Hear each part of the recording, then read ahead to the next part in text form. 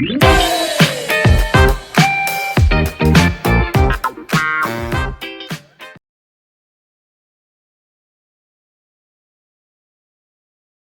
el asma.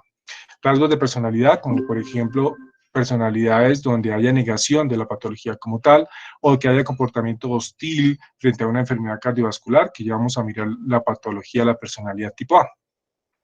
También los comportamientos de salud desadaptativos, por ejemplo, el comer en exceso, la falta de ejercicio, el mismo sexo inseguro. Entonces, muchachos, ojo, porque eso es un comportamiento de salud desadaptativo. Y la respuesta fisiológica al estrés, por ejemplo, cuando el estrés exacerba una crisis hipertensiva o exacerba la clínica de una úlcera péptica, y otros no especificados, como son los factores interpersonales, culturales o religiosos. Algunos religiosos, por ejemplo, que tienen dentro de sus criterios que la persona, por ejemplo, no se deje transfundir sangre. Siguiente, por favor. También se puede clasificar según la gravedad. Cuando es leve es porque aumenta el riesgo médico, cuando es moderado porque empeora la afección médica, cuando es grave porque da lugar a la hospitalización o a acudir a servicio de urgencias, y cuando es extremo porque realmente ya amenaza la vida. Siguiente, por favor. Bueno, la palabra psicosomática es muy ampliamente usada en medicina. Ustedes se dan cuenta, los que ya han rotado por varios semestres clínicos, psicosomático aparece por aquí y por allá, y hace referencia básicamente a la implicación de la psiquis sobre el soma, a la implicación que tiene la mente y las emociones sobre la parte física, y sobre, obviamente, la incidencia de estos aspectos psicológicos que van a provocar o que van a agravar cuadros orgánicos. Siguiente, por favor. Vamos a empezar un poquito en historia, es una historia un poquito larga, en la UPT nos gusta algo de la historia, y resulta que aparece Sócrates en la antigüedad hablándonos que del mismo modo que no es apropiado curar los ojos sin la cabeza ni la cabeza sin el cuerpo, tampoco es apropiado curar el cuerpo sin el alma. Siguiente, por favor. Fíjense que eso en la historia aparecen todos estos grandes pensadores hablándonos de esa implicación que tiene la mente y las emociones sobre el cuerpo. Aristóteles también nos hablaba, cuando las partes del cuerpo y sus humores no se encuentran en armonía, la mente se desequilibra y produce melancolía. Asimismo, una mente tranquila y feliz hace que el todo, o sea, el cuerpo, sea saludable. Siguiente, por favor. Posteriormente, Hipócrates, que es el padre de la medicina, nos habla mucho de esto, las tres temas importantes o los tres principios terapéuticos.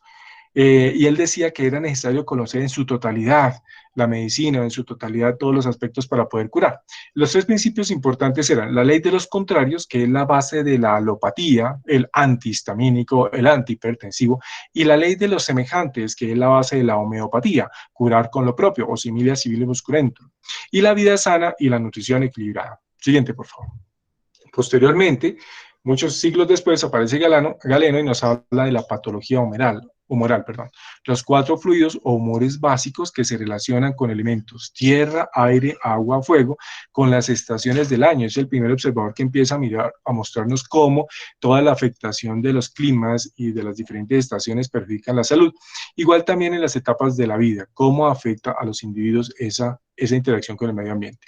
Lamentablemente, todos estos conceptos fueron relegados a un segundo plano hasta finales del siglo XVIII, y eso se dio por la patología física, tisular y celular, como lo vamos a ver en momentos. Siguiente, por favor. Después de la Edad Media, en el Renacimiento y Modernismo, recordemos que lamentablemente la influencia psíquica fue rechazada, porque ellos no tenían las bases científicas de cómo mostrar que el cerebro afectaba directamente al cuerpo. Y entonces, lamentablemente, la mente se delega a la religión y a la filosofía. Y 300 siglos llevamos descubriendo qué cosas son la mente y cómo se relacionan con el cuerpo. Para el pensador Descartes, para René Descartes, él nos hablaba del dualismo, es decir, había una sustancia física que era la extensión que nos ponía en contexto con el mundo, o nos ponía en contacto con el mundo, y la sustancia mental que era pensar. Siguiente, por favor. A él también le vemos los elementos mecanicistas del cuerpo, ¿no?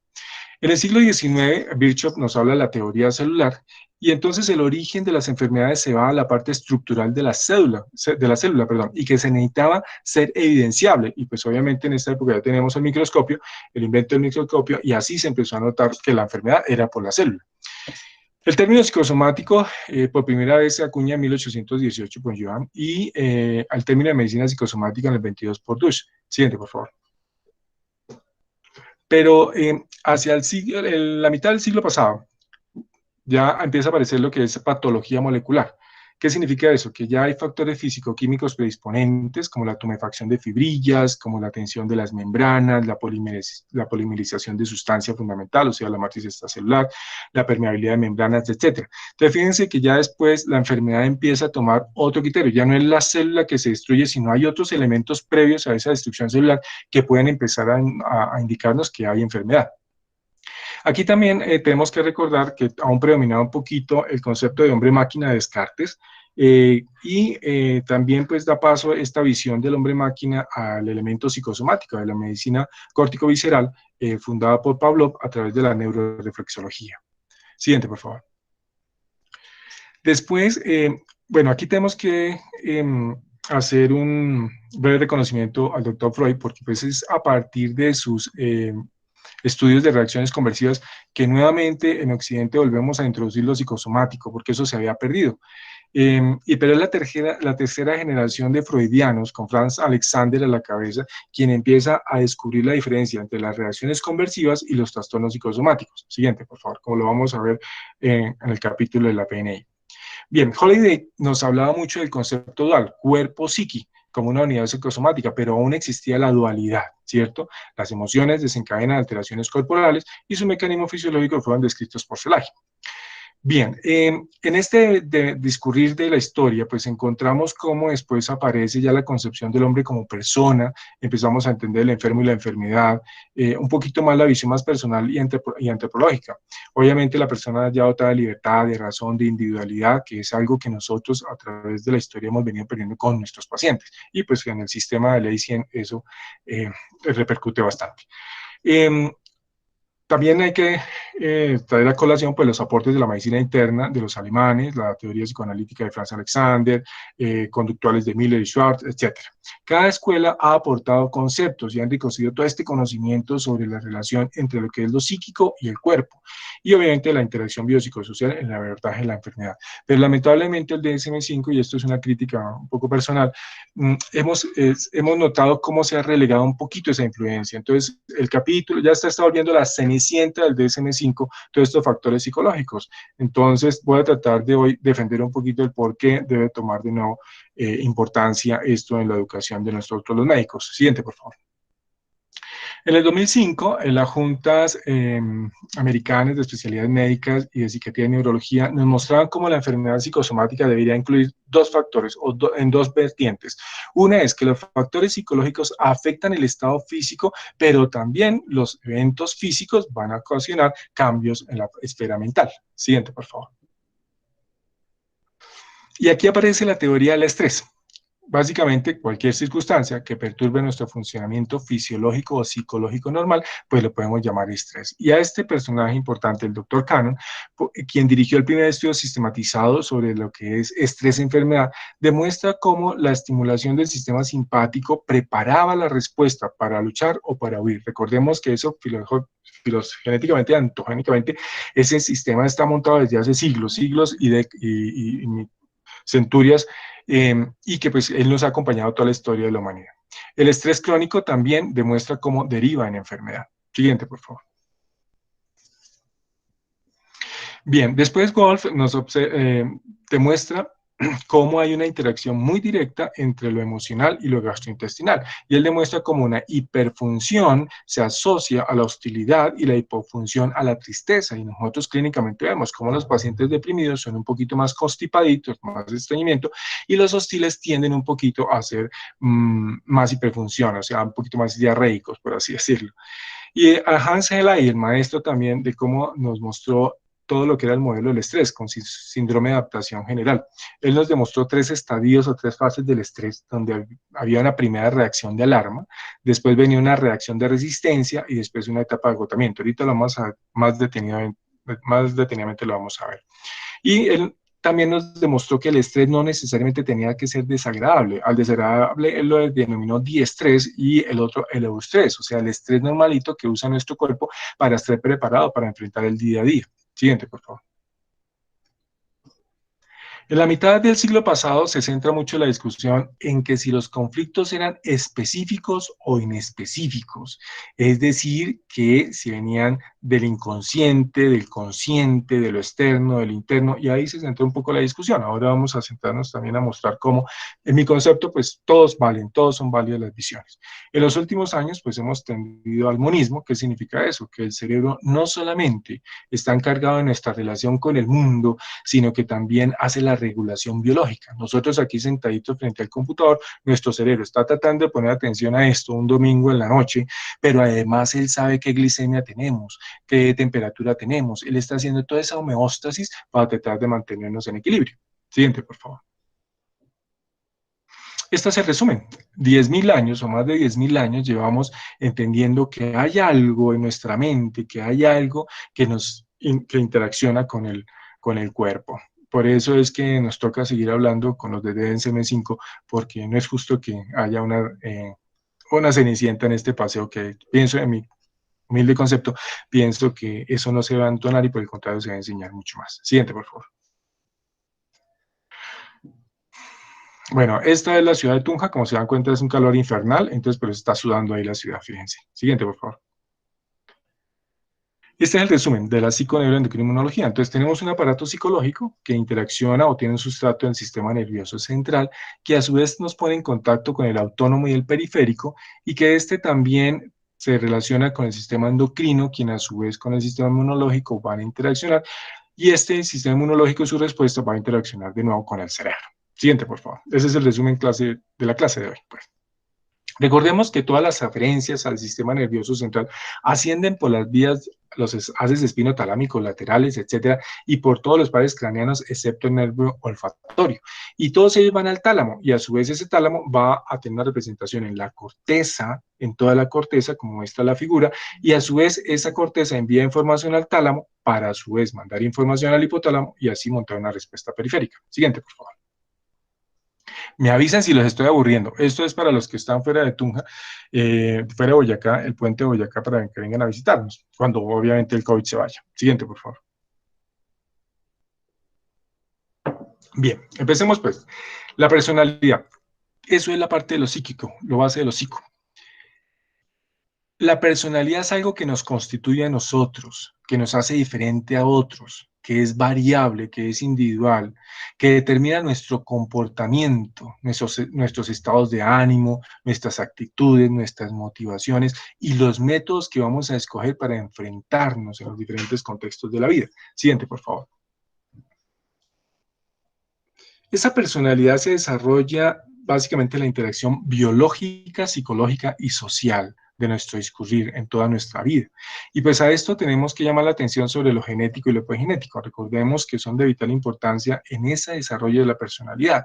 Entonces, todo lo que venía genéticamente programado, pero además los cambios epigenéticos que se dan, sobre todo en mis primeras etapas de vida y posiblemente durante mi embarazo, cuando estuve allí en útero, todos aquellos cambios que debido a las hipercortisolemias y los cambios importantes que sufrió mi mamita, pues obviamente pudieron haberse transmitido a mí. Y recordemos que cuando los eventos traumáticos afectan a las bases nucleicas, solamente bases nucleicas se van a expresar en mi vida, pero cuando llegan hasta las histonas, posiblemente los vaya a heredar a mis futuras generaciones. Siguiente, por favor. Bien, para este maestro, Eric Erickson, los que lo conocen, básicamente le debemos el principio epigenético de la personalidad. ¿Qué nos decía él? Básicamente que el desarrollo de la personalidad y del individuo se da por etapas secuenciadas. Y cada etapa perdón, debe superarse de una manera adecuada. ¿Para qué? Para que haya un desarrollo, digamos, adecuado tanto físico, cognitivo y social o emocional, porque cada etapa de aquellas que quede como truncadita, que quede insatisfactoria, pues solamente va a dejar reflejos o desajustes que más adelante los vamos a ver en nuestra personalidad, así como también en nuestra vida. Siguiente, por favor.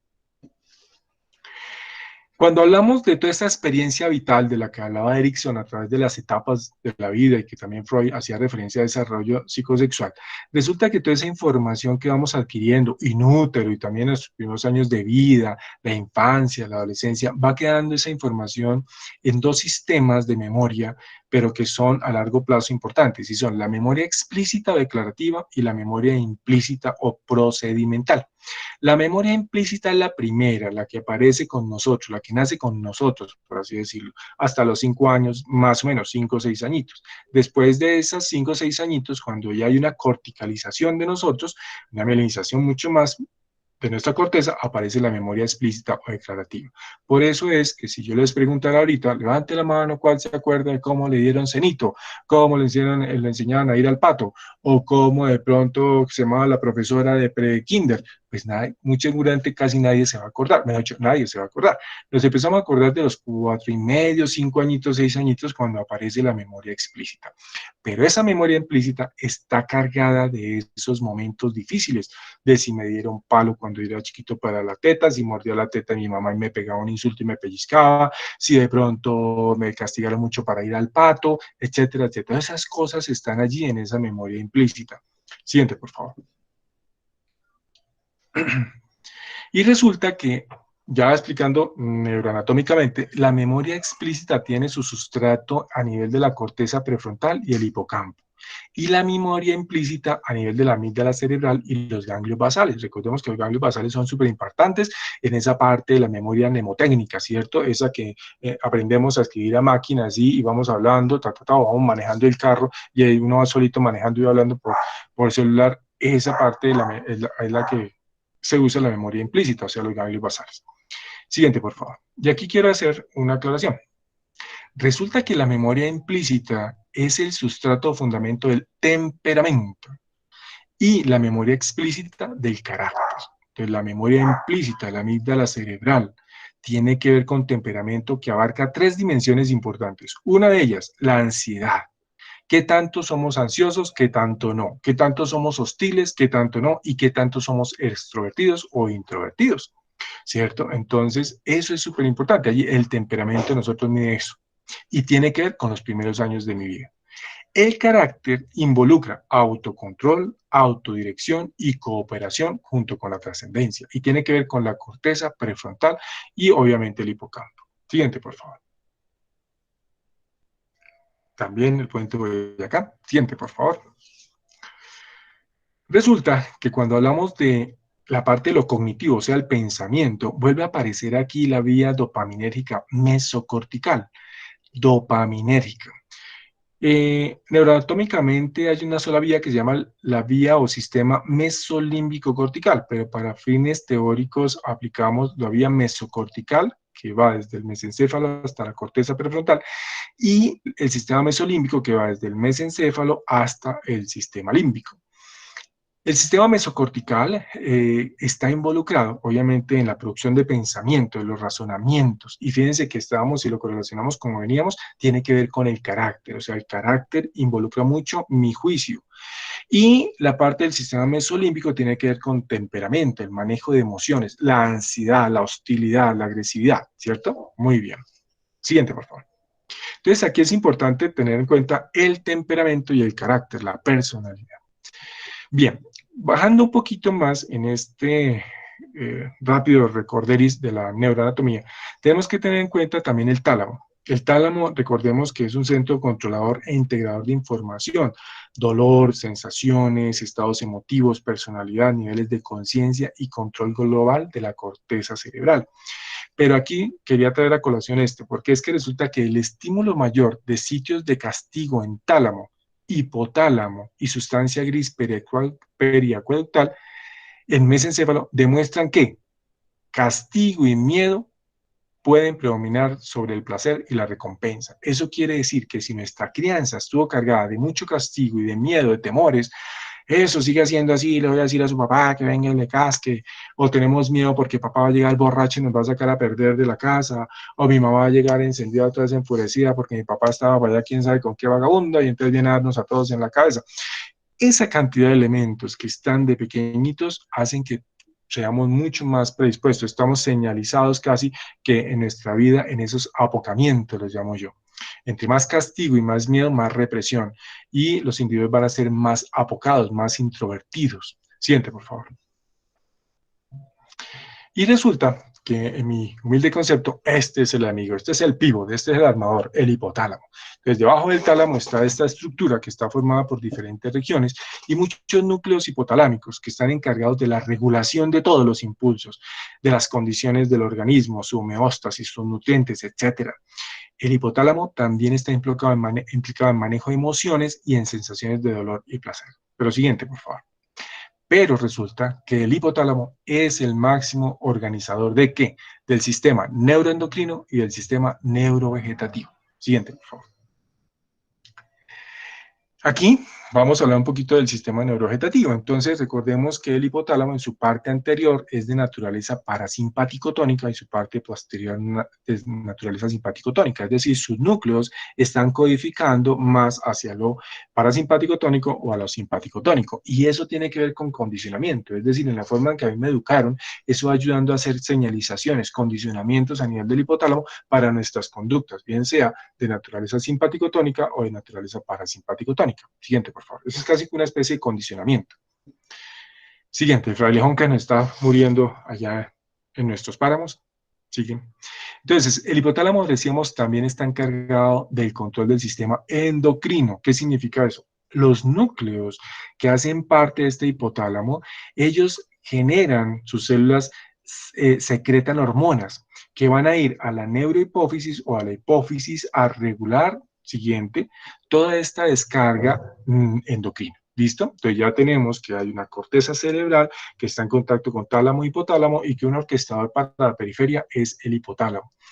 Las emociones, los pensamientos, ese sistema mesolímbico cortical tiene control, hacen parte el tálamo, el hipotálamo, y entonces ya empieza a tener la conexión directa con el sistema neurovegetativo y neuroendocrino. Listo, siguiente, por favor.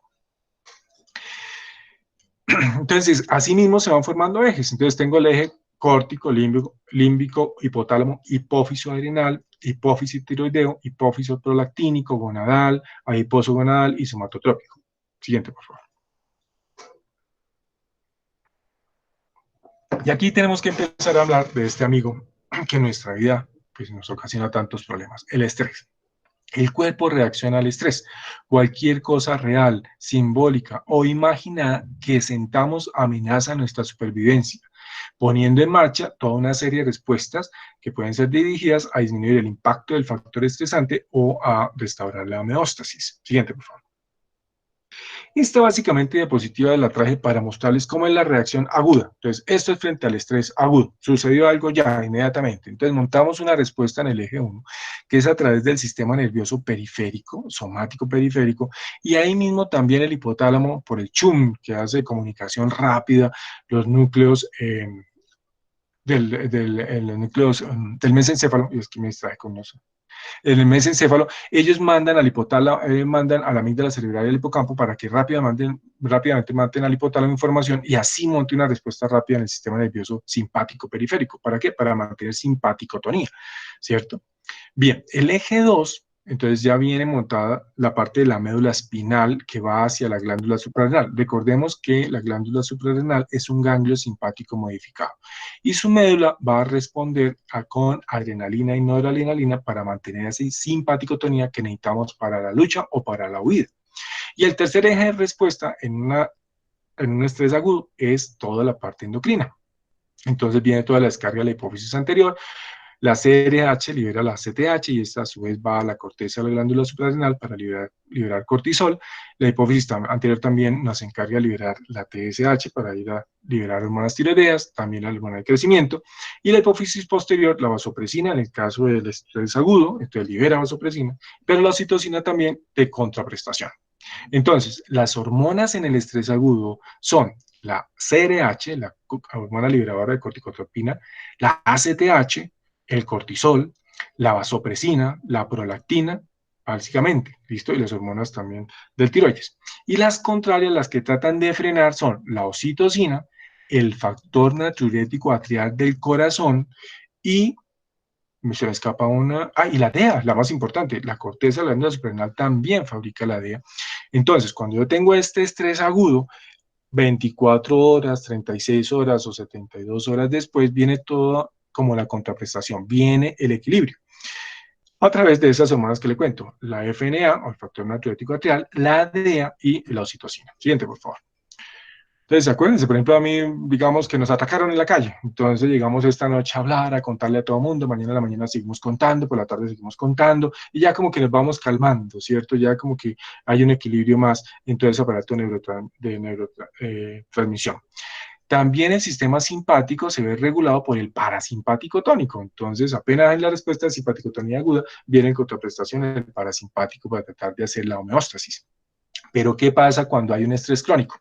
¿Qué significa estrés crónico? Lo que les venía contando. Entonces, apenas nazco ya es el primer evento traumático, ¿cierto? Nacer de ese mundo tan chévere del útero a este mundo, pues es traumática la cosa. Y más encima empiezo a sentir hambre, chillo y no me entienden por qué tengo hambre, tengo frío, me castigan sin saber por qué, quiero ir al pato pero no puedo bien y más encima me castigan, etcétera, etcétera. Y en esos momentos también el niño está buscando la recompensa, es decir, la aprobación. Entonces, fíjense, si tienen los que tienen sobrinitos o tienen hermanitos pequeños, pónganles atención y verá que ellos están dibujando, están haciendo algo y de reojo están mirando a sus papás o a los adultos a ver qué cara ponemos, porque ellos están buscando todo el tiempo la aprobación. ¿Listo? Y esos eventos donde no haya aprobación, donde más bien haya castigo y reprobación, pues van a quedar ahí, en ese sistema de memoria.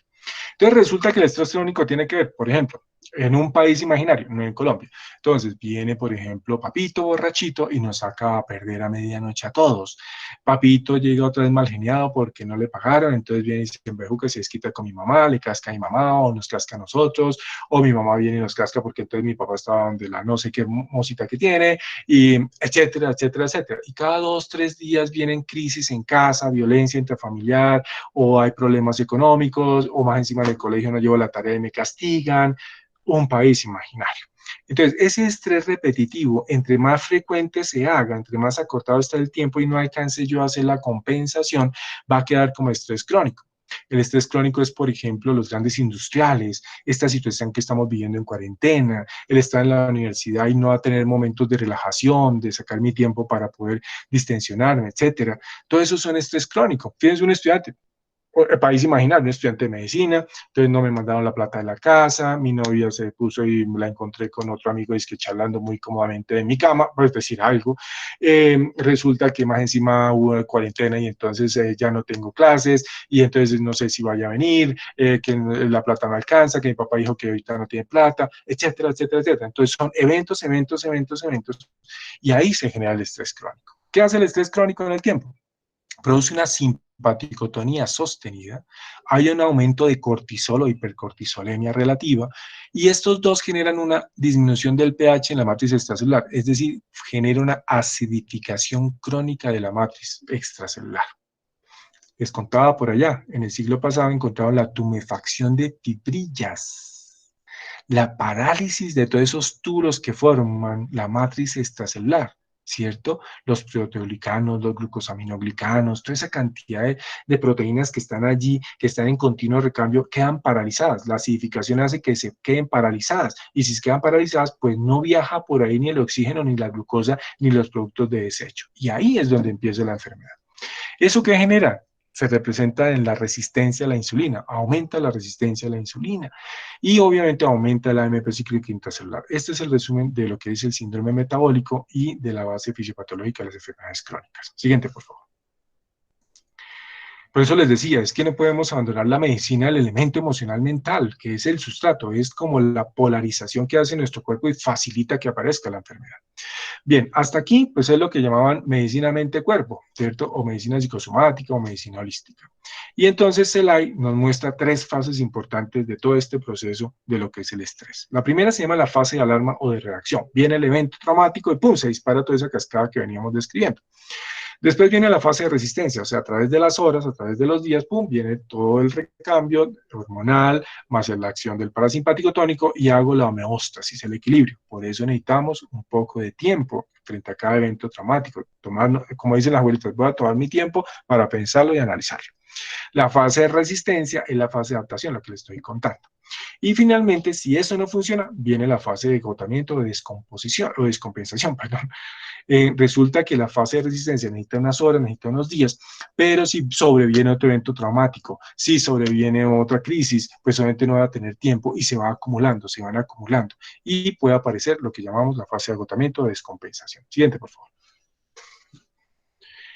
Miren este resumen bonito que es, los niveles normales de glucocorticoides activan receptores tipo 1 y es lo que se experimenta a diario y nos permiten dar respuestas de afrontamiento. En este momento tengo activación de mis receptores tipo 1 porque tengo que afrontar la charla. Entonces estoy en este momento en una actividad fisiológica capaz de activar esos receptores tipo 1. Niveles altos de glucocorticoides van a activar los receptores tipo 2 y se producen respuestas de confrontamiento, es decir, si en la calle me aparece el tipo que me va a atracar, etcétera, entonces se van a subir mucho más los niveles y tengo que confrontar, ¿cierto? Cuando entro en una discusión con mi papá, cuando entro en discusión con el profe, cuando entro en una discusión, etcétera. Pero niveles muy bajos de glucocorticoides no activan ningún receptor, lo cual no permite afrontar ni hacer la regulación circadiana. Eso se presenta en la enfermedad de Addison, en el síndrome de estrés postraumático y en los síndromes de desgaste. ¿Qué significa eso? Resulta que en estas enfermedades se produce una muerte neuronal en áreas muy importantes, sobre todo a nivel del hipocampo, la corteza del hipocampo y de la amígdala cerebral. ¿Eso se traduce en qué? En que hay una hipermodulación o una hiperbloqueo de la vía de la CRH sobre toda la cascada de liberación de hormonas de glucocorticoides, lo cual impide que yo haga una regulación adecuada de todo mi comportamiento, de todo mi aparato fisiológico para responder a la vida diaria. Siguiente, por favor. Algún día hablaremos de síndrome de estrés postraumático. Niveles muy altos, ya no altos, sino muy altos, van a sobreactivar por exceso o por cronicidad.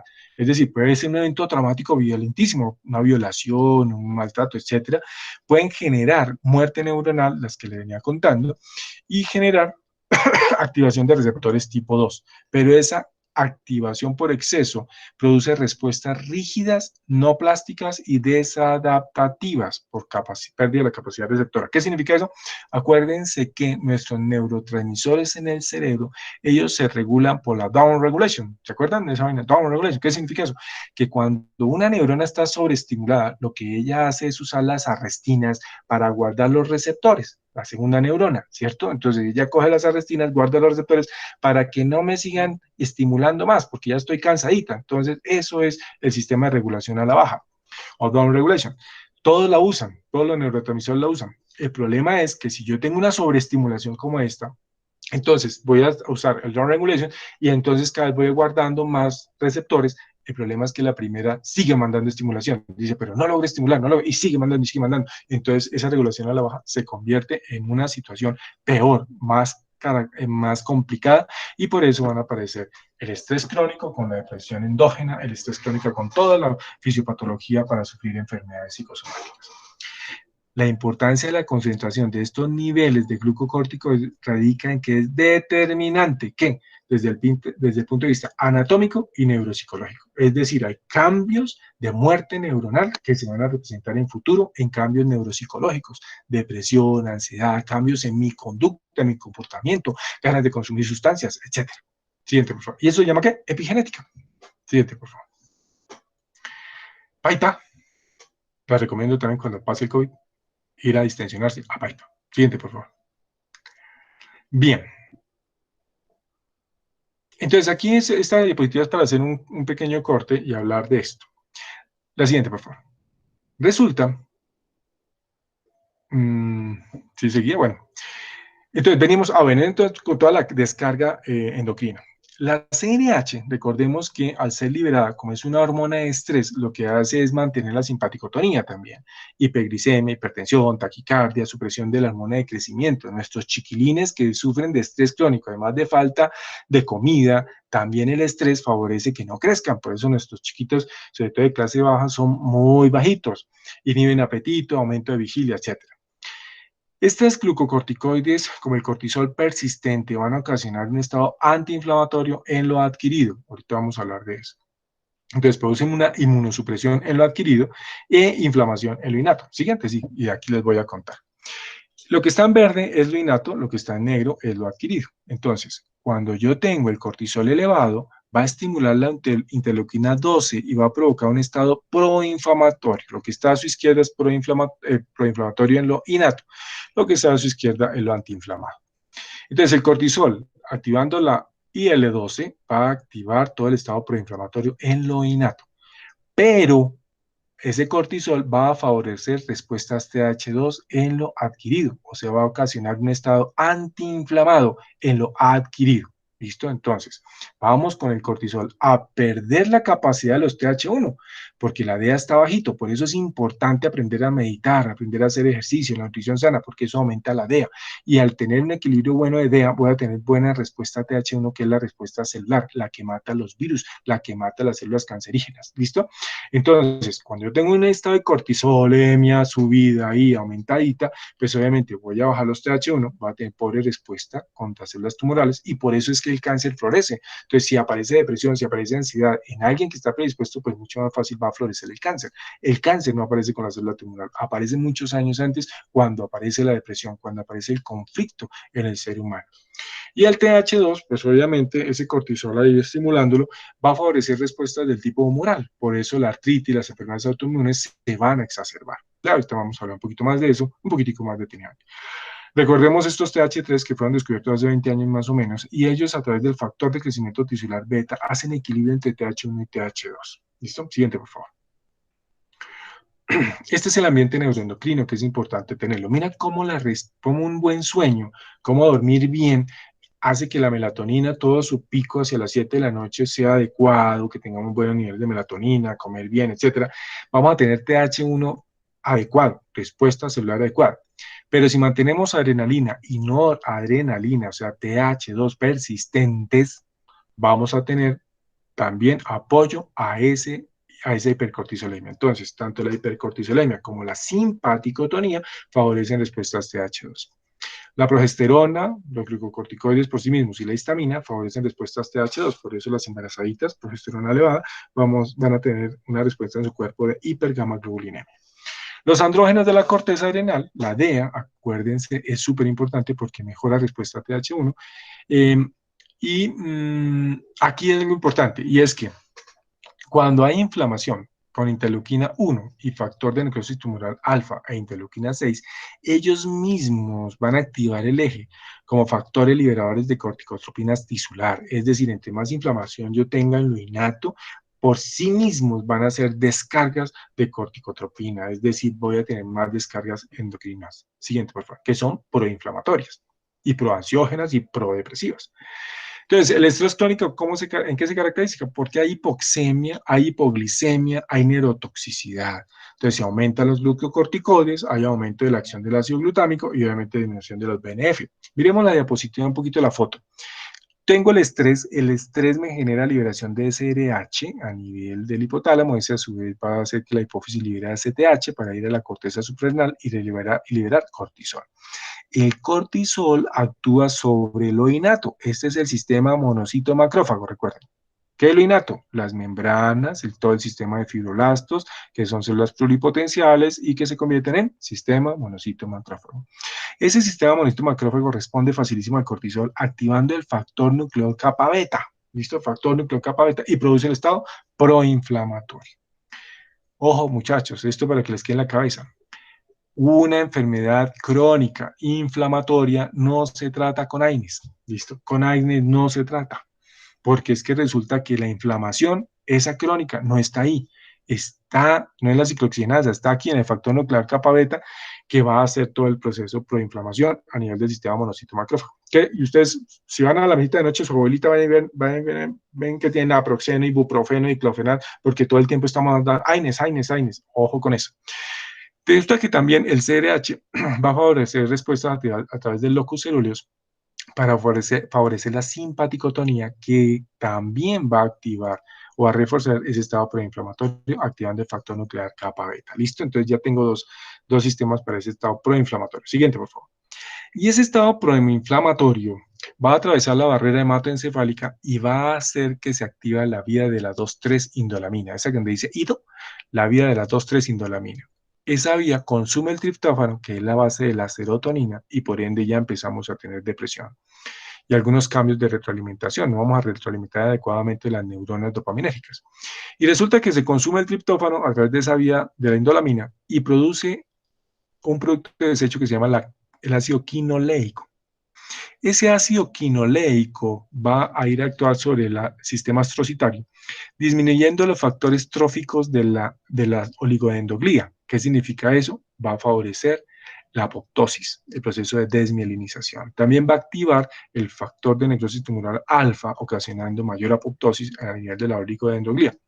Pero una clave aquí, ese ácido quinoleico disminuye la recaptura del glutamato. Al disminuir la recaptura del glutamato, en la sinapsis va a estar más glutamato allí. ¿Y qué va a hacer? Va a estimular continuamente a esa segunda neurona produciendo entrada masiva de calcio, y esa pobre segunda neurona pues se va a intoxicar con calcio y va a empezar o a atrofiarse o a morirse. Y va a hacer una activación extrasináptica del NMDA, receptor, que obviamente tiene que ver con esa entrada masiva de calcio y también con un problema, que es la disminución de los factores neurotrópicos derivados del cerebro, que son las proteínas encargadas de la neuroplasticidad. Recuerden que hasta viejitos tenemos neuroplasticidad, es decir, nuestro cerebro trata de regenerarse, trata de haber recuperación neuronal. Y esa neuroplasticidad se va a ver interrumpida a través del estrés. Siguiente, por favor. Ya. Bueno, hasta aquí. ¿Me copian más o menos? ¿O ya los dormí? No. Bueno, sigamos. Ya estoy solito. El hipotálamo y el sistema nervioso autónomo. Resulta que cuando yo estoy estresado, voy a tener una polarización hacia el sistema simpático tónico. Siguiente, por favor.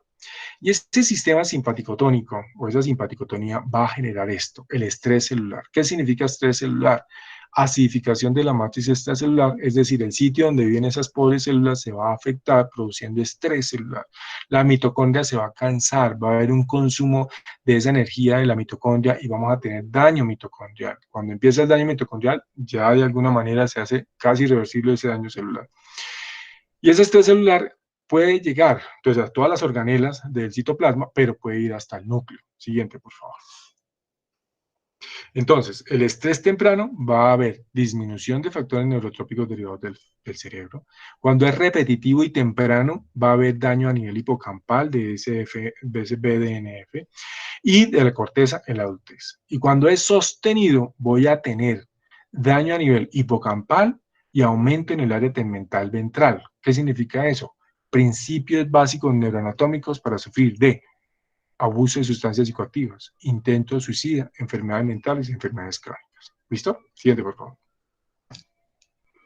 Entonces, básicamente, un estado de estrés crónico de hipercortisolemia favorece, obviamente, la susceptibilidad a enfermedades inflamatorias autoinmunes mediadas por TH2 y a una susceptibilidad a infecciones virales o tumorales por deficiencia de TH1.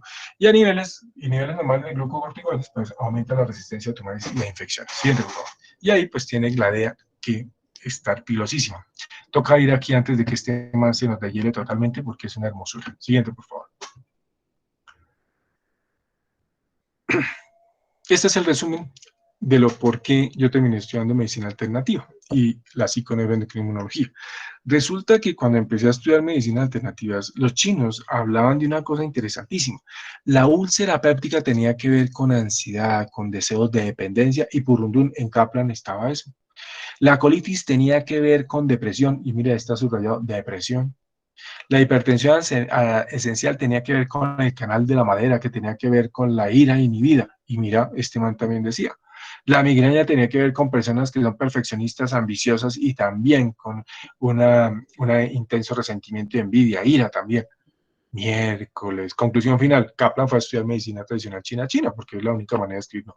Resulta que la observación que hicieron en Occidente ya 3.000 años llevan haciéndolo los chinos. Siguiente, por favor. Y esto es para un resumen pequeñito, no vayan a apagar sus computadores todavía. Resulta que aquí quiero montarles rápido esto. Mira, el miedo y el terror favorecen respuestas de este canal que llamamos agua, que tiene que ver con infecciones urinarias a repetición y cálculos renales. A ellos hay que investigarles siempre el miedo. La ira contenida, los pacientes obsesivos, controladores, cuadriculados, el canal de madera, la hipertensión, las migrañas. El exceso de alegría en el canal del corazón son los maníacos, los que tenemos allí en el hospital. La ansiedad, la pensadera tiene que ver con la diabetes, el canal de la tierra. Y la tristeza, melancolía tiene que ver con el pulmón e intestino grueso, es decir, la melancolía produce problemas pulmonares. Los niños, cuando son pequeñitos, que son abandonados en los centros estos reclusorios que llaman jardines infantiles, producen depresión y por eso la mayoría terminan con gripas frecuentes. Acuérdense, mayor predisposición a bronquiolitis, a neumonías, etcétera. Cuadros respiratorios superiores, hipertrofia amigdalar, esa es la tristeza. Y en los viejitos, el EPOC, ¿de acuerdo? Entonces, interesante esa asociación, ¿no? Siguiente, por favor. Entonces resulta que aquí viene el cuento. ¿Y qué nos estresa? ¿Cuál es el estrés? Entonces tenemos que empezar a mirar si el estrés es exterior, el imaginario colectivo. Estas cosas nos mueven muchísimo. Para el ejemplo, el botón que tenemos en esta cuarentena. Ese imaginario colectivo, todos terminamos pensando lo mismo, todos terminamos con ese fantasma y mire en lo que vamos. El medio ambiente posiblemente sea ese mundo exterior que nos estresa, puede ser la familia, puede ser el trabajo, puede ser la sociedad. Siguiente, por favor. O puede ser el interior, simplemente el mío, mis miedos, mis interpretaciones, mis obsesiones, mis imaginarios. Fíjate, este cuadro tan volcano, Goya pintó sus propios monstruos, ¿cierto? Todos tenemos nuestros propios monstruos, generados generalmente eh, en ese inconsciente hermoso que está cargado de todos mis momentos difíciles de niñez. Recuerden que el niño en esos primeros años de vida se ve enfrentado a muchos cambios, muchas situaciones difíciles y es muy pequeñito, no tiene la capacidad de enfrentarlos, no puede tener la capacidad de analizar, de dejar a un lado, ¿cierto? Si tuviéramos hoy la experiencia de hoy, pues muy seguramente para enfrentarnos a esa época sería diferente la situación. Siguiente, por favor. Esta escala de readecuación social la inventó el doctor Holmes y resulta que ellos mostraron en una investigación cómo hicieron 100 eventos estresores y me demostraron cómo cuando puntuaba más de 200 puntos, valga la redundancia, en el último año las personas sufrían más de trastornos psicosomáticos. O sea, hay una cantidad de listado que después lo pueden revisar. Por ejemplo, para ustedes puede aplicar cambio, por ejemplo, de pareja sexual o problemas sexuales, difícil, por ejemplo, cambios importantes en la empresa, por ejemplo, cambios de trabajo, ustedes que van cambiando de semestre a semestre, cambio de habitación, dificultades económicas, etcétera. Todo eso va puntuando y genera cambios importantes. Lo que pasa es que uno cuando es joven como que uno no le para bolas, pero a medida que van pasando los años se dan cuenta el daño que ocasionó todo este estrés vivido en la universidad. Siguiente, por favor. Mm, y aquí hay algo importante, y es que toda esa cantidad de información, todo esto que hemos hablado, nos genera un terreno. El concepto de terreno en Occidente no es bienvenido, mejor dicho, no tenemos ni idea, pero mejor. Claude Bernard nos decía, las bacterias no son nada, el terreno lo es todo. ¿Qué significa eso? Hay un condicionamiento siguiente, por favor. Siguiente, por favor.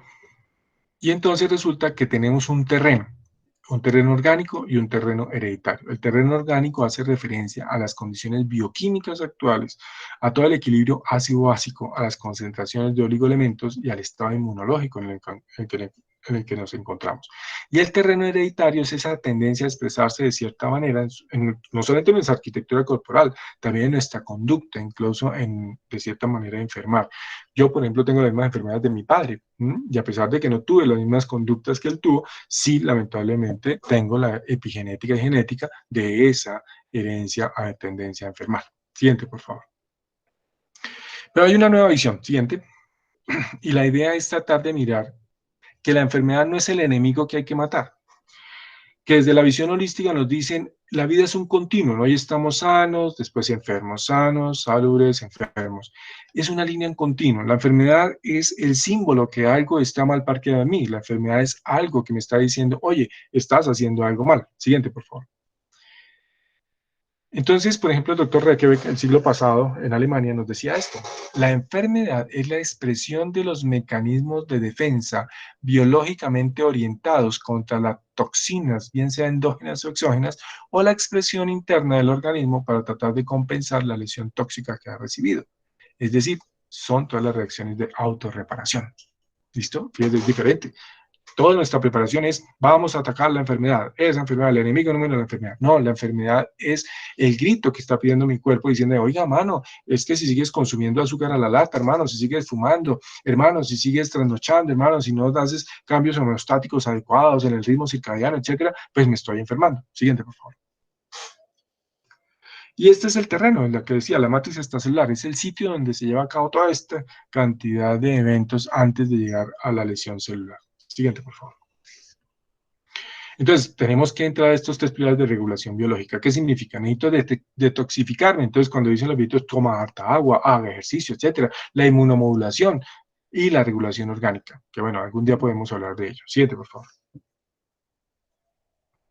Entonces, como decía Platón, la falta más grande del tratamiento de las enfermedades es que hay médicos para el cuerpo y médicos para el alma, siendo que ambas cosas no pueden separarse.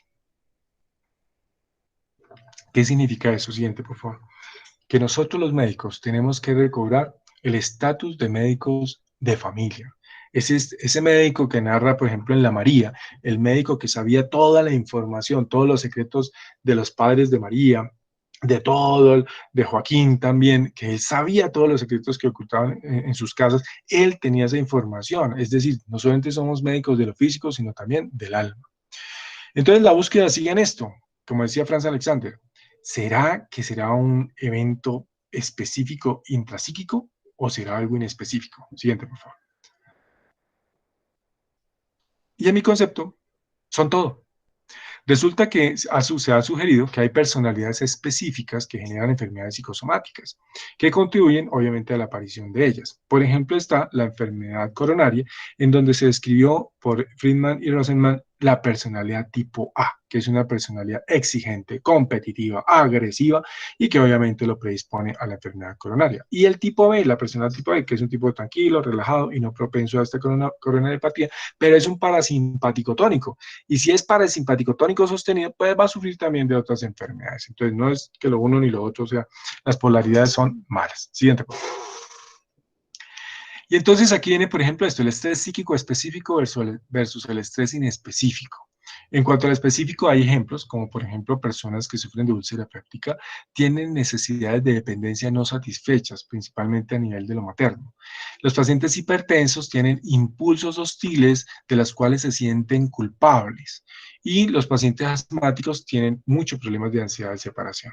Y en cuanto al estrés inespecífico, el estrés crónico genera muchas variables de ansiedad y va a predisponer. Por ejemplo, hay personas que son gastroreactivas, hay otros que son cardioreactivos, hay otros que son desmoreactivos. Y ahorita nos vamos a tener un poquito, voy a tratar de acelerar para no cansarlos tanto.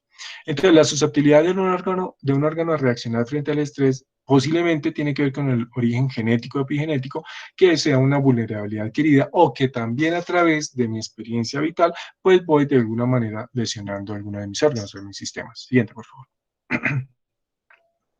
Así pues aparece la teoría psicoanalítica. Fíjate que Freud nos hablaba del concepto de la complacencia somática, es decir, que la localización de la región afectada tiene que ver con factores inconscientes. Y aquí voy a recomendarles algo que es el resumen de Roma 3. El consenso de Roma es un consenso de los gastroenterólogos de todo el mundo, donde ellos en un capítulo chéverísimo mostraban cómo cuando yo tengo más atención sobre una parte de mi cuerpo, voy a tener más inervación, va a haber migración neuronal hacia ese sitio y va a hacerse mucho más presente en mi aparato psíquico, es decir, mi cerebro va a tener mucha más representación de ese sitio. Y al tener mucha más representación, obviamente va a tener mucha más lesión. Entonces, si yo estoy centrado en mi colon porque se movió un poquito, porque dejó de hacer, etcétera, esa inervación aumentada va a tener cambios fisiológicos que van a predisponer a la enfermedad. Otro de los términos inespecíficos importantes fue la lexitimia, que son personas que no pueden expresar sus sentimientos porque no los reconocen. Y lamentablemente ellos tienen mayor sensibilidad por la atención que llevan a hacer enfermedades somáticas. Siguiente, por favor. Entonces, por ejemplo, vamos a tenernos un poquito en varios sistemas ya para terminar, para no cansarlos y dejarlos dormir porque mañana empieza la semana.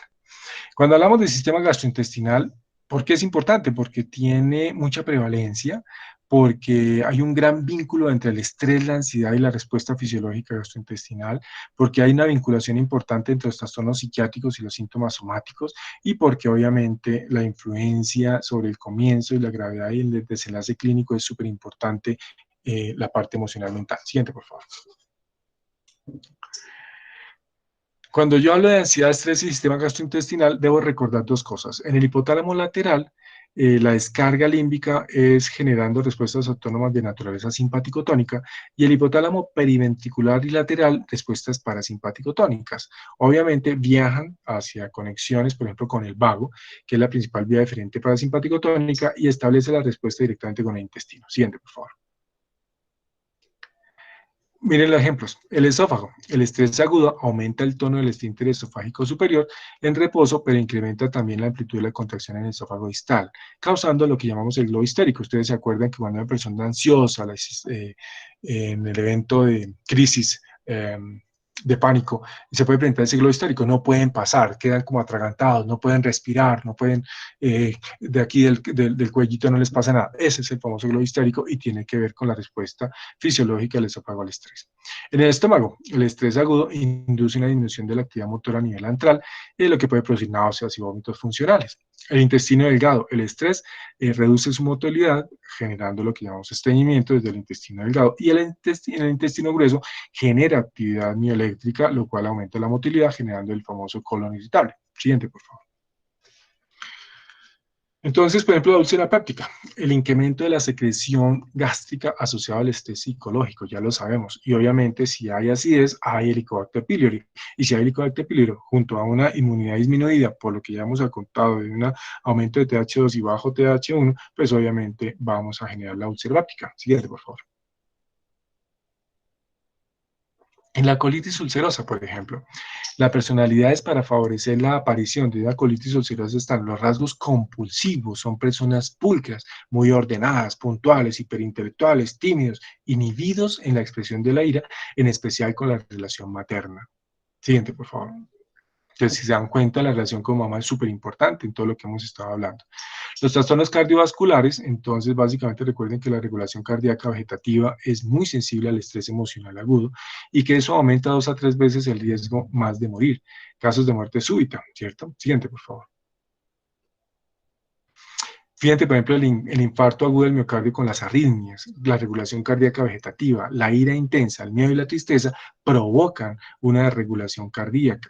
Recuerden que la depresión y la ansiedad aumenta 2 a 5 veces más el riesgo de nuevos episodios de infarto. Y el grado de ansiedad, pues también, si es muy alto, se asocia 3 veces más de muerte súbita.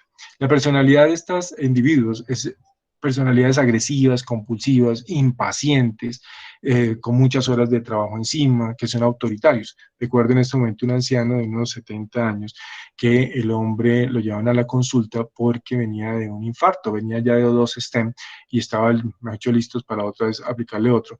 Y resulta que llegó un abuelito tranquilito, era un abuelo muy amable, muy tranquilo, pero a la segunda, tercera consulta empezamos a descubrir toda esa impaciencia, la agresividad, y ya después hablando con la mujer había sufrido mucha violencia intrafamiliar. Este abuelo tierno en este momento para mí era un hombre muy agresivo, había golpeado a su mujer terriblemente en muchas ocasiones, incluso hasta hace unos 15 años lo hizo, y sus hijos todos habían salido a perder de la casa porque el hombre era demasiado autoritario y maltratador. Siguiente, por favor. En la hipertensión, fíjate, los rasgos de personalidad en las personas hipertensas es la tendencia a la agresividad, no logran controlarse, siguiente por favor, o cuando lo logran, entonces queda la ira inhibida, ¿listo? La agresividad encubierta, la ira contenida. Hay una ira de hostilidad que puede generar o terminar en depresión, tristeza, o en ansiedad y en estrés. Siguiente, por favor. De alguna manera, la hipertensión es el chocar esa ira inhibida. El síncope vasovagal, recuerden que básicamente este síncope es una disminución de perfusión cerebral asociada a vasodilatación, hipoxia cerebral y obviamente pues viene una pérdida de conciencia y que pues rápidamente necesitamos colocarlo, levantar las piernitas y bajarlo en posición plana para que se recupere. ¿Cuál es la base? La base es la ansiedad. Son personas parasimpaticotónicas, recuerden, parasimpaticotónicas. Esa naturaleza frente al estrés por viene la hipotensión y cae. Siguiente, por favor. El sistema respiratorio, recuerden que taquipnea o los respiros suspirantes tienen que ver con trastornos de ansiedad, con pacientes ansiosos o pacientes deprimidos. Y recuerden que de igual manera alteraciones en la respiración perturban la tranquilidad psíquica. Siguiente, por favor. Cuando hablamos de asma, en este del aparato respiratorio, recordemos que más del 30% de los pacientes asmáticos cumplen criterios para crisis de pánico o agorafobia. El temor de la disnea puede desencadenar por sí mismo crisis asmatiformes y el grado elevado de ansiedad se asocia con incremento de tasas de hospitalización y de mortalidad. Recuerden, estos pacientes hay que buscar la ansiedad de separación, el miedo y la culpa por instintos hostiles hacia seres queridos, especialmente la mamá. Estos chicos, cuando pequeños, sufrieron mucho de ansiedad de separación. Siguiente, por favor. Entonces, dentro de las características de la personalidad de estos chicos asmáticos está miedo intenso, la habilidad emocional, sensibilidad al rechazo y falta de persistencia ante situaciones difíciles. Todo esto pues asocia a un mayor uso de corticoides, de broncodilatadores, mayor hospitalización o más largas. Y aquí quiero llamar la atención en algo, la culpa de mamá.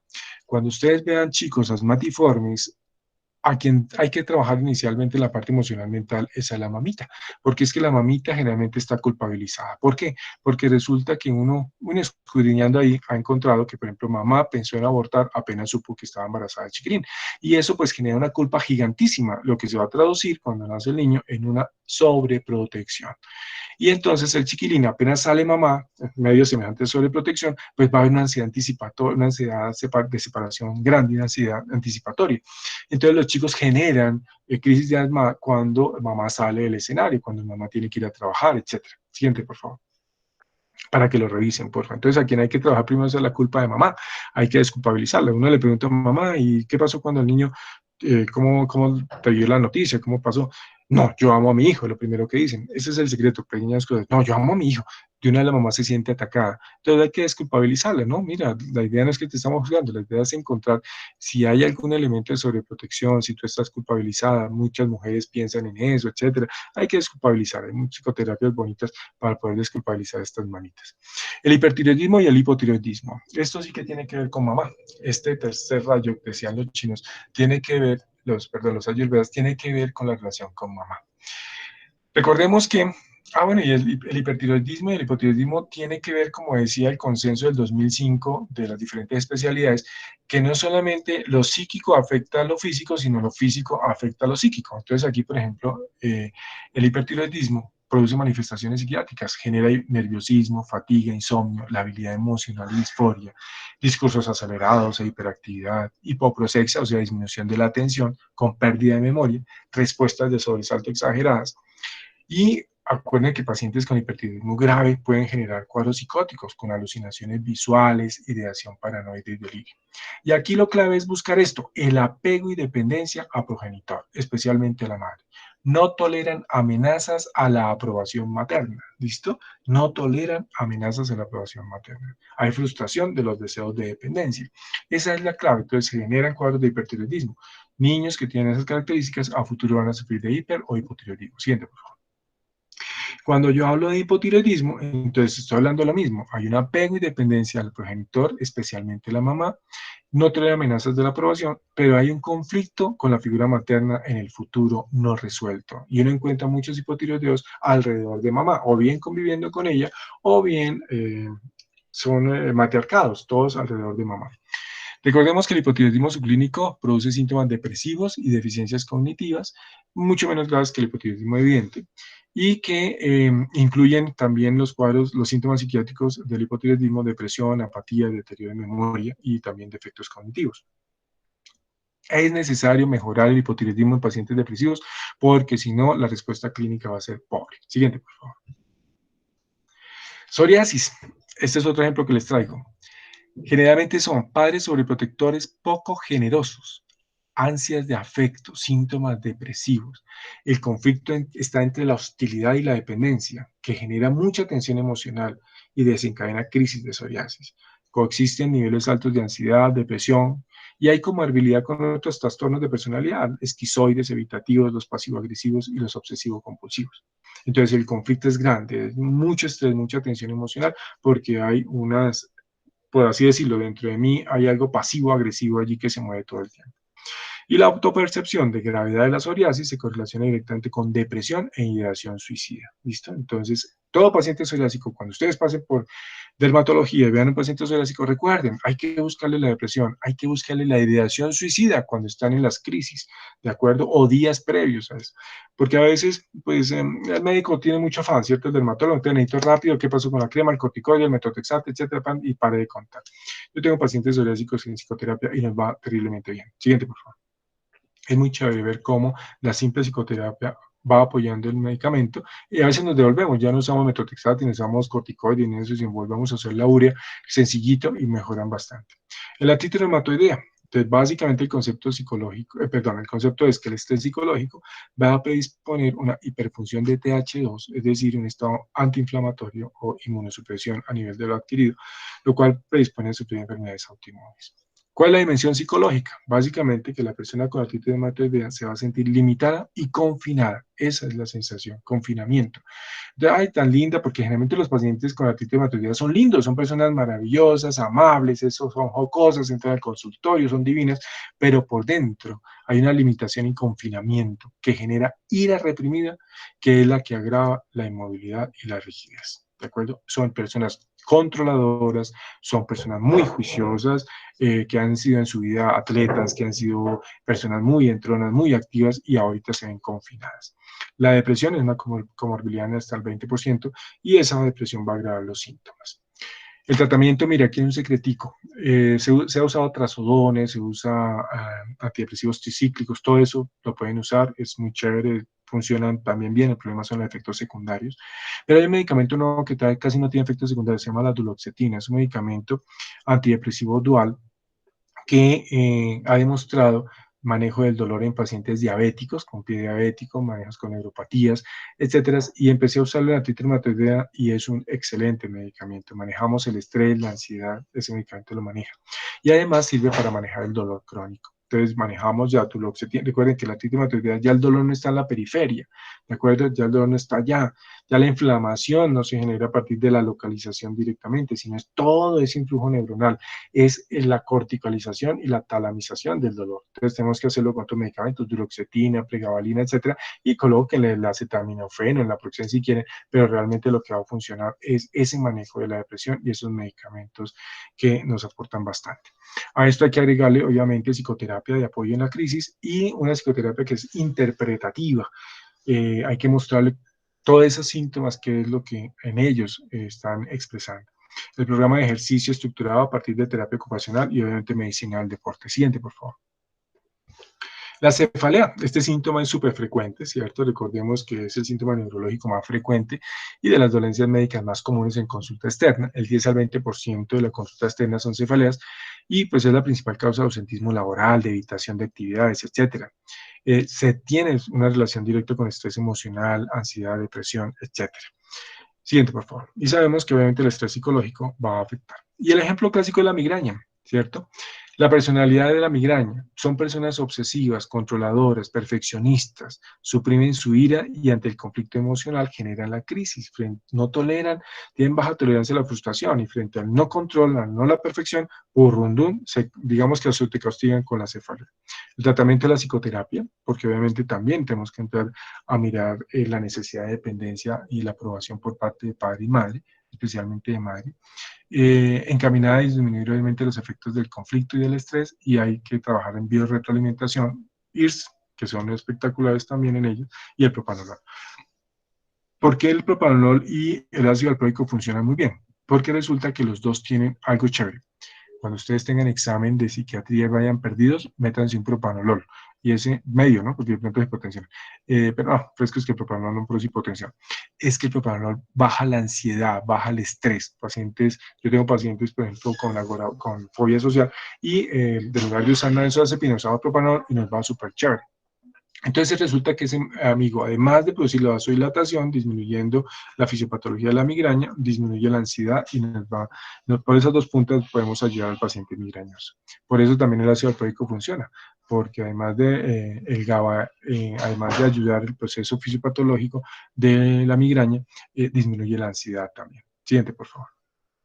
Entonces, cuando hablamos de tratamiento tenemos que abarcar muchas cosas. Hoy solamente voy a referirme no a medicamentos.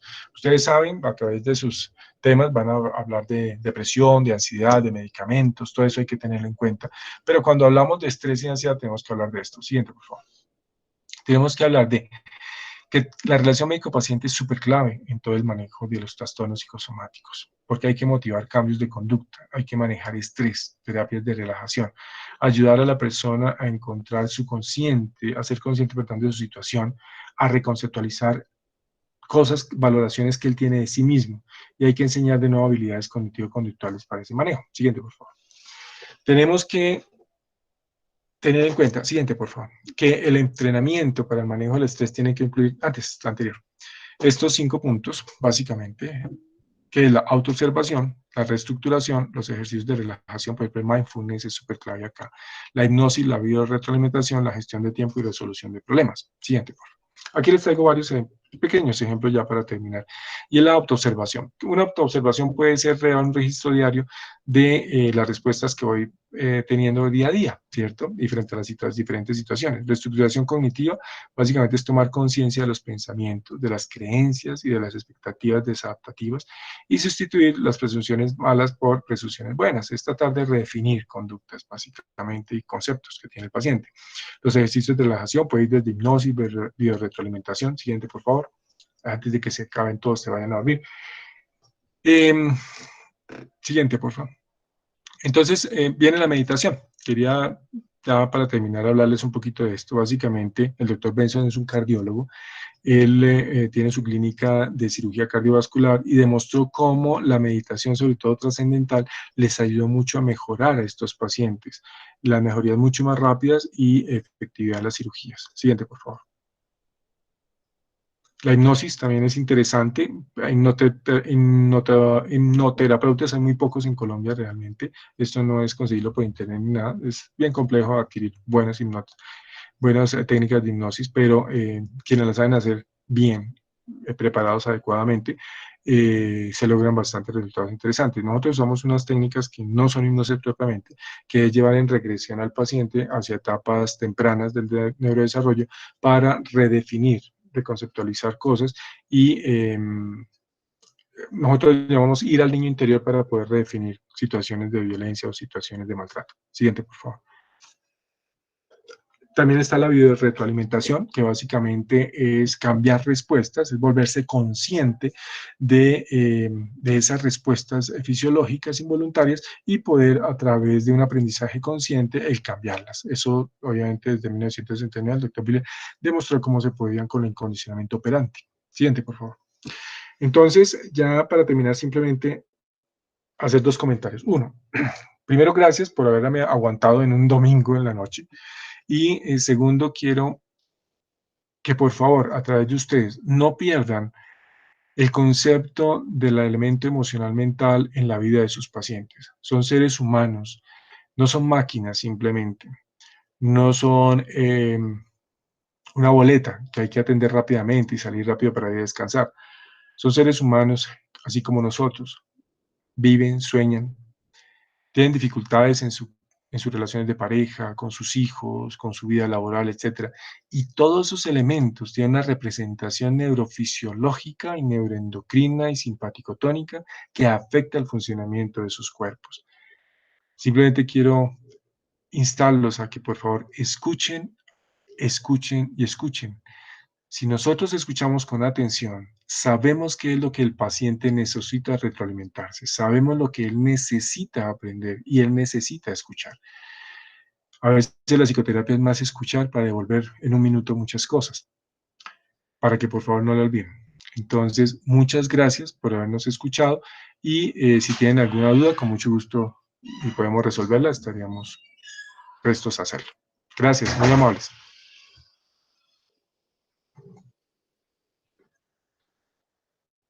Vale, Doc, muchísimas gracias.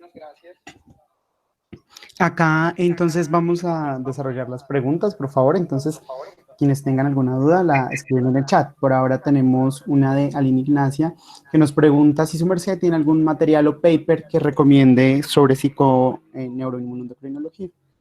Bien, hay un libro que escribí yo, que se llama La mente de la respuesta inmune, psiconeuroendocrinología. Voy a tratar de, a través de los chicos de OPTC, ya el libro se agotó, no tengo, pero entonces lo voy a poner en el PDF, se lo voy a mandar, voy a colocarlo en línea, o sea, que lo tengan ustedes, para que por favor le echen la leída. No voy a hacer el segundo libro, hay 2 o 3 cosas que hay que corregir, pero el libro es bueno, abarca muchas cositas, lo construí para médicos alternativos, pero para los médicos alópatas funciona muy bien. ¿de acuerdo? Funciona muy bien. Entonces, ese lo voy a recomendar. También hay dos asociaciones importantes, la española y la Sociedad Argentina de Psiconeuroendocrinología, que son la base de lo psicosomático. Ellos lo tienen muy claro y el grupo de psicosomático de Argentina tiene una cantidad, tienen su propia página, su propia web y ellos tienen cantidad de información y artículos súper espectaculares. ¿Listo? De la sociedad, las argentinos y la española, ¿vale? Vale, Doc, gracias. Ana María Riveros de Colombia nos pregunta, em, ¿cuál sería el papel de la microbiota en la psiconeuroendocrinología? Muy bien. La microbiota es un término que últimamente se está empleando mucho. Básicamente, lo que estamos tratando de enseñarle a la gente es que mantener la microbiota adecuada, sobre todo en nuestro aparato gastrointestinal, es súper clave para no generar procesos de inflamación crónica. Resulta que cuando yo tengo una adecuada alimentación, cuando yo estoy libre de estrés, mi sistema microbiano a nivel gastrointestinal, de mi piel, etcétera, está equilibrada. Recordemos que nosotros tenemos mucho más bacterias y virus en nuestro cuerpo que células, ¿cierto? Muchísimas más, trillones de células. Entonces, ellas están, digamos, conviviendo con nosotros y nosotros las necesitamos a ellas. Recordemos que muchas bacterias en nuestro aparato gastrointestinal cumplen funciones para poder hacer absorción de vitaminas, absorción de muchos minerales, etcétera. Entonces resulta que cuando yo tengo alterada esa microbiota, cuando yo tengo una disbacteriosis, voy a alterar mi funcionamiento gastrointestinal, voy a aumentar la permeabilidad a sustancias que no estoy apto para manejar. Entonces la microbiota es súper importante, mantener el equilibrio, perdón, para disminuir la inflamación crónica, ¿listo? Entonces, si ustedes se dan cuenta, lo que he dicho es, la enfermedad es la expresión de la inflamación crónica. Realmente cuando estoy hablando de simpaticotonía, de hipercortisolemia, estoy hablando de inflamación crónica a través de la vida. Y la microbiota es una forma, en la manera en que yo la maneje, es una forma de disminuir ese proceso inflamatorio crónico. Entonces es muy buena la pregunta, gracias, y la microbiota es súper importante. ¿Cómo hay que regular la microbiota? Uno, comer menos azúcar, por favor, comer menos embutidos, menos enlatados, menos comida procesada, hacer ejercicio, deporte, el aire libre, el pensamiento. Fíjense que el aparato gastrointestinal tiene mucho que ver con el equilibrio gastrointestinal, perdón, aparato psíquico y el aparato gastrointestinal. Entonces la microbiota, si ya es muy difícil porque es que estoy estudiando medicina, porque es que no tengo tiempo de cocina, pues, etcétera, hombre, de vez en cuando, por ejemplo, equilibrar, si empezó a tener a veces diarreitas, etcétera, hacerme un coprológico y mirar más o menos cómo es la respuesta. Y allí podemos, por ejemplo, regularla. Ahorita hay probióticos más naturales, no tanto el de Alpina, porque es que se viene cargado un poco de preservantes, entonces no es tan bueno. Está, por ejemplo, medicamentos como, por ejemplo, enterogermina, sustancias que a veces podemos usar unos días para regular. Pero lo más equilibrado es la comida sana, como decía Hipócrates, la alimentación sana, balanceada, adecuada, y poco preservativo, poco sustancia química. Hay un término interesante que escuchaba hace un tiempo y era, lo que hay que comer es lo que estaba vivo, porque eso me da mi energía. Entonces, lamentablemente, las galletas, una cantidad de cosas prefabricadas, pues no estaban vivas, como dicen algunos, ¿cierto? Es mejor comerlo vivo.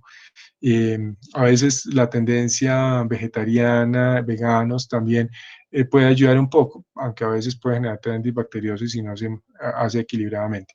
Entonces, muy buena pregunta. Entonces, la microbiota, de hecho, está involucrada hoy en manejo de depresión. Algunos grupos, por ejemplo, los argentinos y, si no estoy mal, un grupo de los gringos también, no recuerdo ahorita el nombre del grupo, ellos han demostrado cómo la microbiota se ve implicada en la depresión y la ansiedad. Una microbiota adecuada hace un equilibrio adecuado en depresión y ansiedad. Entonces es importante. Gracias, Doc. Tienes No la sé si palabra. respondí. No sé si respondí.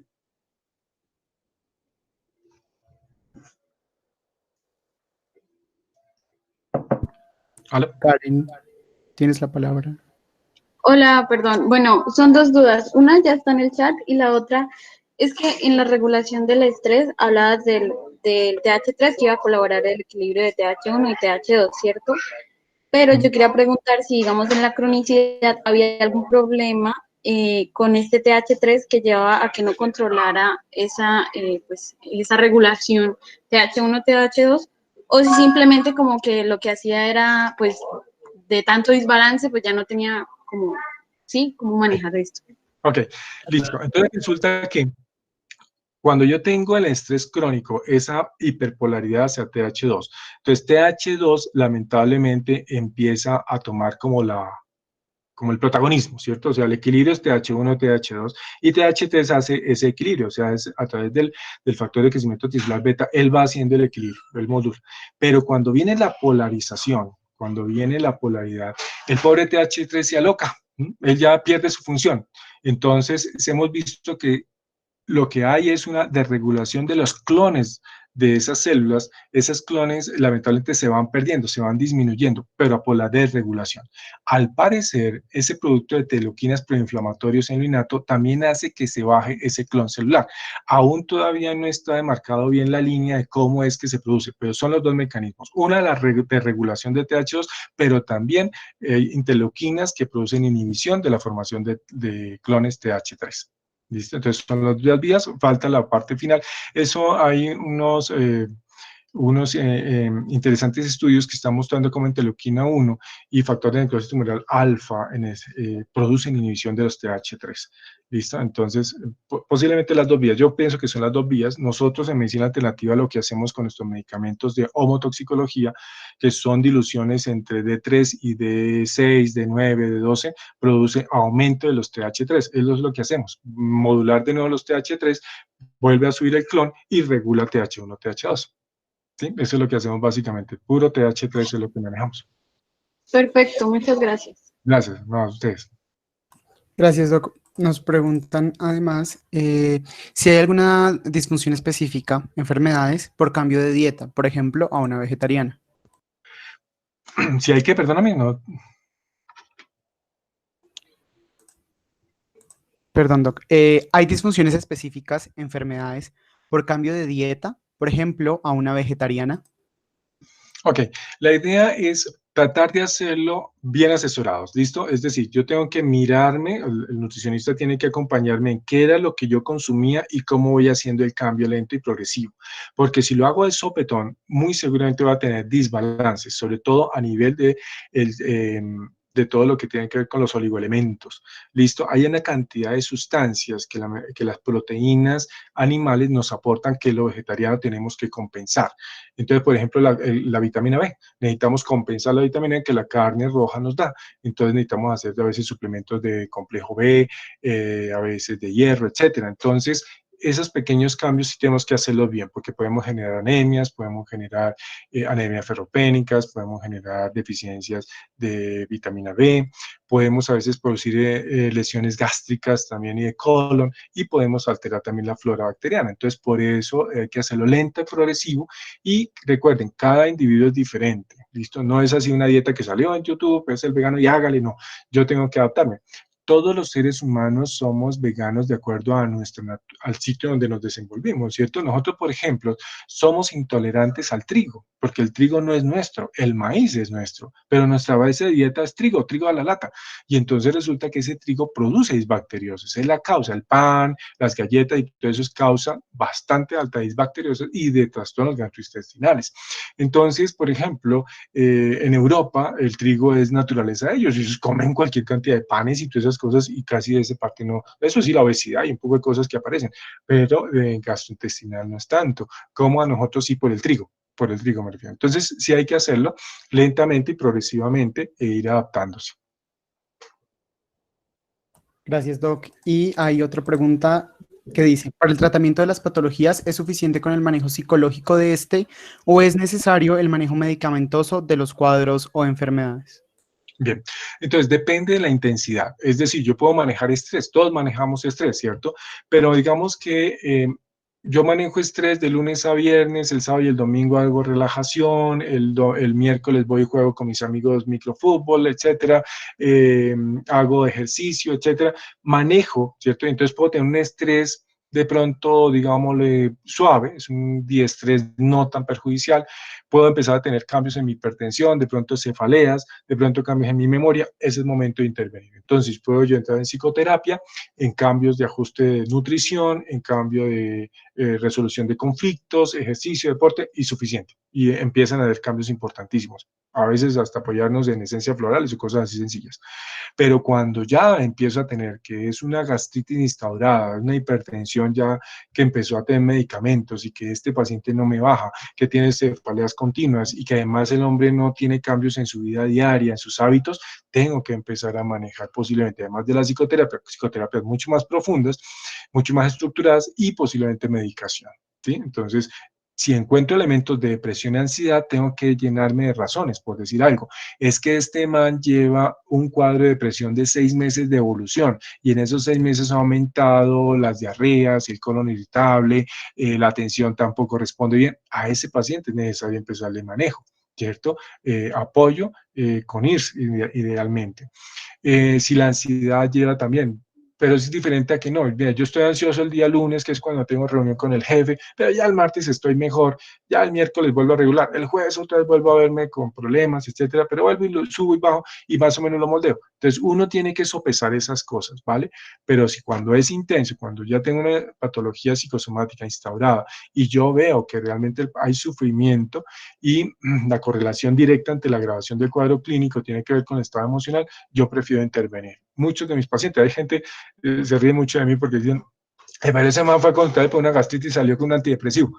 Y el man mejora la gastritis con un antidepresivo, ¿cierto? El man se fue a consultarle porque tenía hipertensión arterial y que quería ver cómo bajan los medicamentos y terminé con manejo también con un IRS, con un antidepresivo. Entonces hay que sopesar, ¿listo? Sopesar qué tanto es el agravante, pues, qué tanta la comorbilidad, depresión, ansiedad, estrés, y ahí sí tenemos que entrar a manejar, ¿vale? Doc, ¿qué relación en medio de la psiconeuroinmunoendocrinología encontraríamos con los trastornos conversivos y con el trastorno facticio? Bueno, el trastorno fáctico, acuérdense que, bueno, hay varios elementos aquí para analizar. Digamos que cuando hablo del elemento conversivo, estoy hablando de un elemento somatomorfo, es decir, tengo un conflicto intrapsíquico y lo voy a expresar a través de un elemento físico, pero está bajo control voluntario. ¿Viste? Cuando hablo de trastornos psicosomáticos, el conflicto intrapsíquico perjudica y no está bajo mi control voluntario. ¿Qué significa control voluntario? Es decir, de alguna manera yo lo estoy creando a mi voluntad. ¿Cierto? Es el cuadro conversivo. Entonces es la niña que encuentra a su novio por allá en malos pasos y entonces, se desmaya, ¿cierto? Y no resucita sino hasta que cuando la llevan a urgencia, ¿cierto? Que todo estaba bien, signos vitales, todo perfecto. Eso es un cuadro conversivo, más o menos, ¿cierto? Agudo. Entonces, frente a esa situación, digamos que es más la representación psicológica. Aquí el elemento de la psiconeuroendocrinología no entraría a jugar tanto, pero sí el conflicto psíquico que se representa en un elemento emocional mental. Cuando yo hablo de trastornos fácticos, estoy hablando también de bajo control voluntario, pero la ganancia no es secundaria, es una ganancia primaria. ¿Listo? Ganancia primaria. Es decir, el hombre no tiene ni idea por qué lo hace. ¿Cierto? Puede ser, por ejemplo, estoy en un estado, me estoy separando de la señora y empiezo a tener cambios, no sé, desmayos, cefaleas, termino hospitalizado, etcétera, se me sube la presión, etcétera. Entonces, a veces pueden analizar qué tanto es el elemento fáctico, es decir, la ganancia primaria, donde él ni siquiera sabe por qué lo está haciendo, es muy seguramente la ansiedad de separación, la ansiedad y el miedo a la separación, el miedo a perder la aprobación, etcétera, muchas cosas allí que hay que empezar a buscar. Entonces, el efecto fáctico también está bajo control voluntario, ¿listo? Lo mismo los trastornos cuando hay todo ese cuadro de, perdón, se me escapa el nombre, simulación, los cuadros de simulación, donde también el cuadro es, también, ahí sí la ganancia secundaria y también hay un control voluntario de los síntomas. Entonces, en mi concepto, voy a hacer paréntesis, eso fue la explicación psiquiátrica. ¿Listo? Entonces, son elementos somatomorfos, donde el control está voluntario y el síntoma físico es la representación del conflicto intrapsíquico. Punto. Y es más el aparato psíquico en su representación. Pero resulta que para nosotros todo es psiconeuroendocrinología, todo es psicopatología, está relacionada con la aparición de los cuadros clínicos. Un cuadro conversivo en el tiempo, va a ver uno cómo empiezan a presentar estos pacientes dificultad en su manejo de la ansiedad, en dificultad en su manejo de relaciones interpersonales, lo cual lo va a llevar a futuro a sufrir de enfermedades físicas. El trastorno fáctico y el de simulación sí ya es un componente mucho más, digamos, de su estructura personalidad. ¿Listo? De su personalidad, porque básicamente, digamos, están bajo control voluntario, por así decirlo, entre comillas, están inventados por el paciente. El de simulación, pues básicamente hay que buscar que el hombre no tenga estemos frente a un trastorno mucho más serio de personalidad, un disocial o algo así. A veces los limítrofes tienen muchos cuadros clínicos. Y el fáctico, pues hay personalidades inmaduras, personalidades histeriformes, todo eso para poder manejarlos adecuadamente, porque a futuro también van a producir sobreactivación por la tensión emocional, porque recuerde que el fáctico obviamente tiene eso guardado, o sea, eso está ahí metido, hay una tensión emocional en él, porque él no tiene claro el por qué. En cambio, el de simulación, si el hombre sabe para qué lo usa, sabe para qué está simulando el cuadro para ganarse la pensión, para ganarse el seguro, para que la novia no lo eche, etc. Y el mal lo hace bajo control voluntario, entonces es un poco diferente, ¿vale? Doc, pasa mucho que uno está con aquellos pacientes que, bueno, presentan un cuadro clínico, un cuadro de síntomas tal vez no muy bien definido y uno busca la causa, manda especialistas, nada. ¿En qué momento uno dice, bueno, este paciente definitivamente está ante un trastorno psicosomático, ya sea un facticio o un conversivo?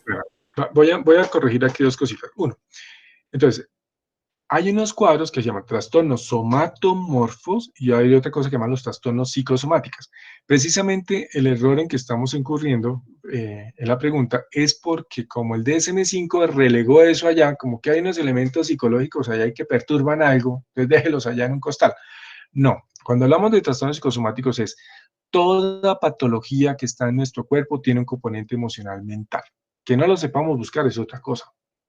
Pero resulta que el cuadro clínico que tú me estás dando, un paciente que tiene múltiples síntomas, ¿cierto? Y que no le encuentran absolutamente nada o que no hay una correlación física con lo fisiopatológico, por así decirlo, o con la intensidad del síntoma, eso se llama un trastorno de somatización o síndrome de Briquet se llama.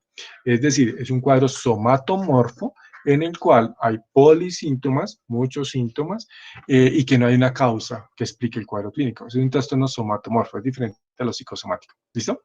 Pero que esas personas tienen conflictos intrapsíquicos, tienen muchos problemas de tensión emocional, que finalmente a futuro van a terminar con cuadros, muchos terminan con gastritis, es básico, con signos intestinales irritables, a futuro, ¿no? Pero ese cuadro clínico, que es un cuadro crónico, se llama trastorno de somatización y síndrome de Briquet.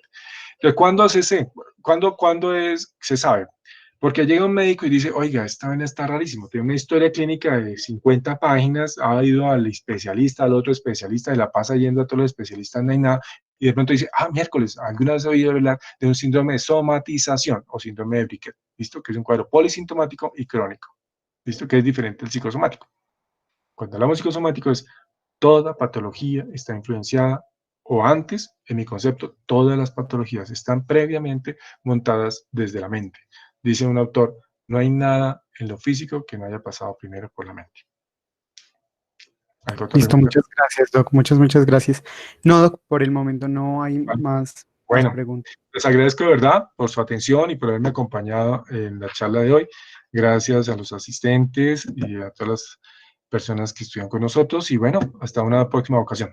Gracias. Que descansen. Muy amables. Muchas gracias, Doc. Muchas gracias. Que tenga muy buena noche. Gran espacio. Descansen. Chao, chao.